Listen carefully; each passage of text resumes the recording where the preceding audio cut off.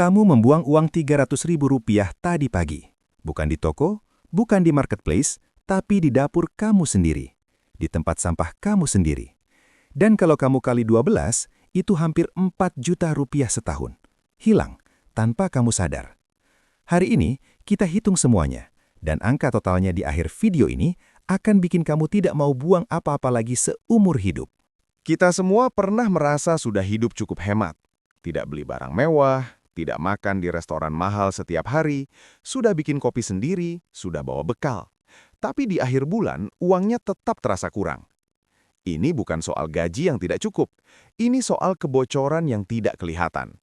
Kebocoran yang bentuknya bukan pengeluaran besar, tapi hal-hal kecil yang kita buang, sia-siakan, dan lewatkan begitu saja, setiap hari, setiap minggu, setiap bulan. Kita akan bahas 7 hal hari ini. 7 hal yang hampir semua orang buang tanpa sadar. Dan satu di antaranya, yang paling mengejutkan, bukan benda fisik sama sekali. Tapi kita simpan yang itu untuk terakhir. Yuk, mulai hitung. Kita mulai dari yang paling mudah dilihat, tapi paling sering diabaikan.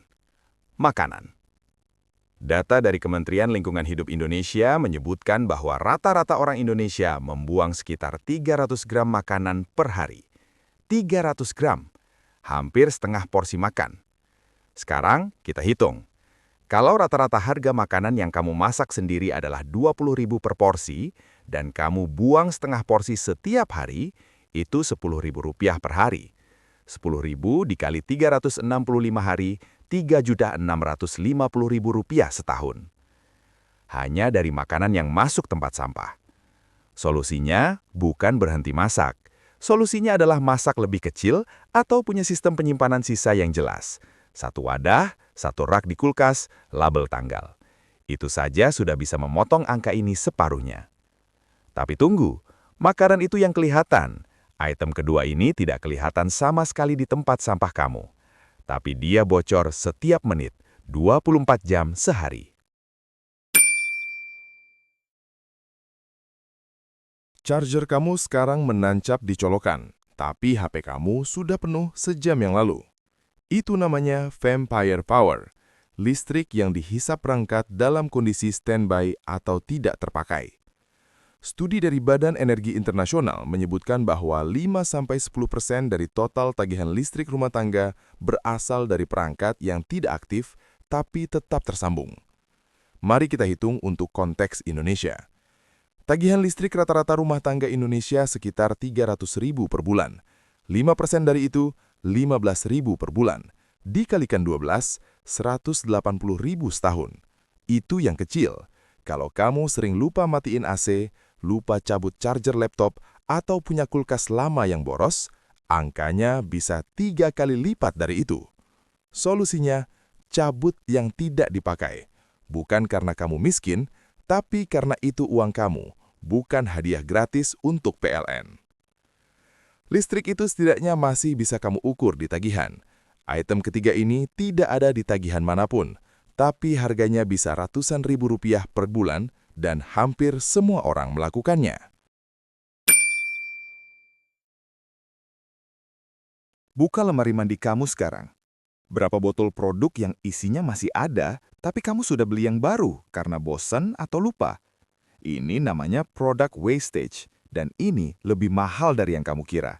Sabun cair, shampoo, conditioner, pelembab, sabun cuci piring. Rata-rata orang Indonesia punya 3-5 produk yang setengah terpakai di setiap titik dalam sebulan. Kalau rata-rata harga setiap produk itu Rp20.000 dan kamu kehilangan setengah isi dari 5 produk setiap bulan, itu Rp50.000 per bulan yang tidak kamu hitung sebagai pemborosan. Rp600.000 setahun. Hanya dari produk yang kamu buang sebelum habis. Ada satu trik yang sederhana. Jangan buka produk baru sebelum produk lama benar-benar habis. Benar-benar habis, bukan hampir habis, bukan tinggal sedikit. Tambahin air ke botol shampoo yang sudah habis itu. Masih ada 2 atau 3 kali pakai lagi di sana. 3 item tadi semuanya soal benda fisik. Item keempat ini tentang sesuatu yang kamu bayar setiap bulan, tapi sudah tidak kamu gunakan sejak lama, dan kamu bahkan sudah lupa kamu masih bayar. Ini yang paling menyakitkan dari semua yang kita bahas hari ini. Bukan karena nominalnya paling besar, tapi karena kamu yang memilih untuk membayarnya. Dan kamu tidak ingat pernah memilihnya. Coba buka rekening koran kamu atau mutasi bank 3 bulan terakhir. Cari semua transaksi yang jumlahnya kecil, rutin, dan namanya tidak kamu kenali dengan jelas. Rata-rata orang dewasa Indonesia memiliki 2-4 langganan digital aktif yang tidak mereka gunakan secara rutin. Streaming yang sudah tidak ditonton, aplikasi fitness yang terakhir dibuka 6 bulan lalu, cloud storage yang kapasitasnya tidak pernah dipakai, membership toko yang sebenarnya tidak pernah memberikan manfaat nyata. Kalau rata-rata setiap langganan 50.000 per bulan, dan ada 3 yang tidak kamu gunakan, itu 150.000 per bulan, 1.800.000 per tahun. Action yang bisa kamu lakukan hari ini, sekarang setelah video ini selesai, buka pengaturan HP kamu, cari langganan atau subscriptions, dan batalkan semua yang tidak kamu buka dalam 20 hari terakhir. 20 menit bisa menghemat hampir 2 juta setahun. 4 item, dan kita sudah bicara hampir 10 juta rupiah setahun. Tapi item kelima ini yang paling membuat orang tidak nyaman untuk diakui. Karena ini bukan soal lupa, ini soal keputusan yang kamu buat secara sadar, tapi tidak pernah kamu sadari dampak kumulatifnya. Kita semua tahu rasanya. Bukan beli tas mahal, bukan beli gadget baru. Hanya sepatu 30 ribuan yang lucu, camilan impor yang kelihatannya enak, minuman kekinian yang harganya tidak masuk akal tapi tetap dibeli, aksesoris HP yang tidak benar-benar dibutuhkan.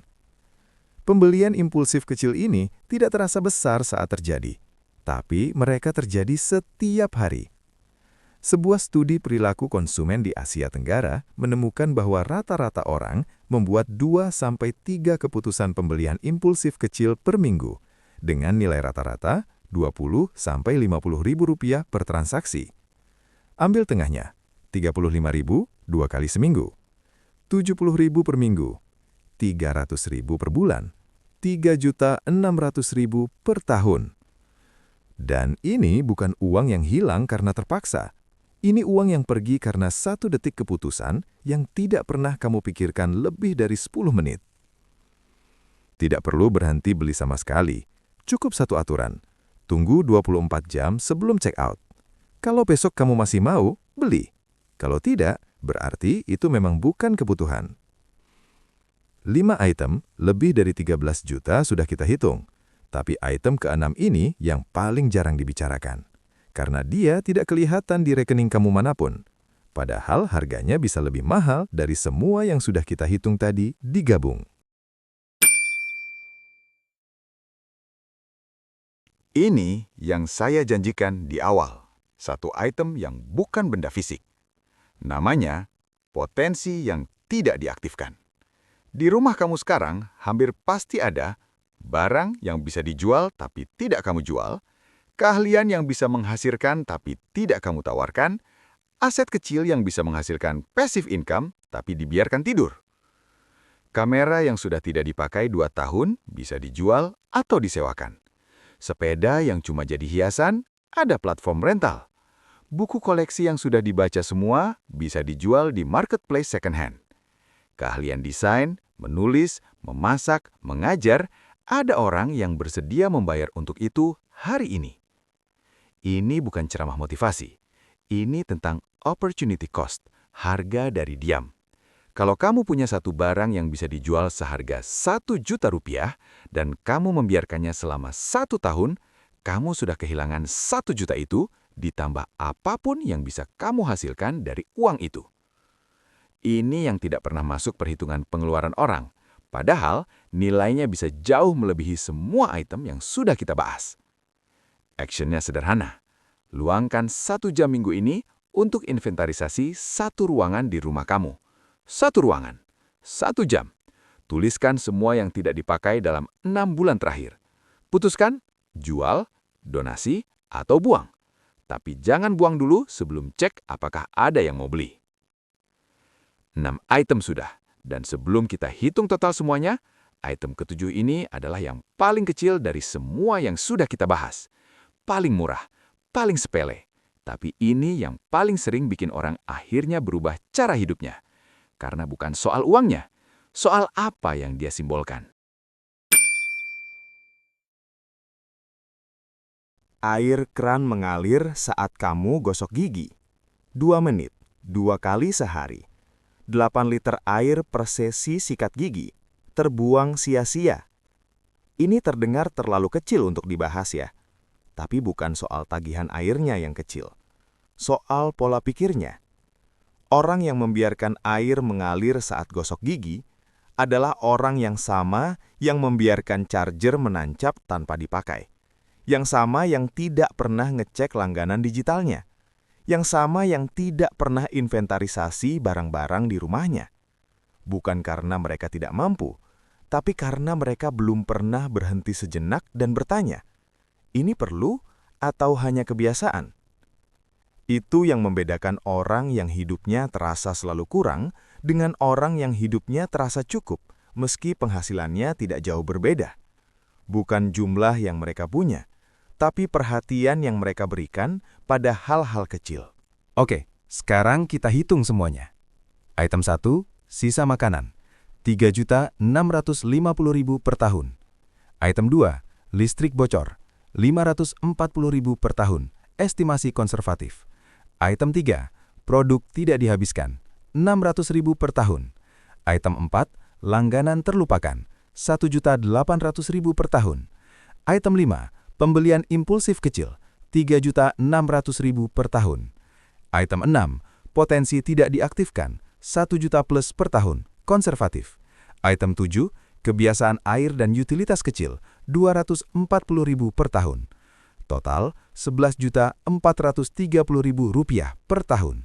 Hampir 2 bulan gaji UMR Jakarta. Hilang. Bukan karena kamu tidak kerja keras, tapi karena tidak ada yang pernah menghitungnya untuk kamu.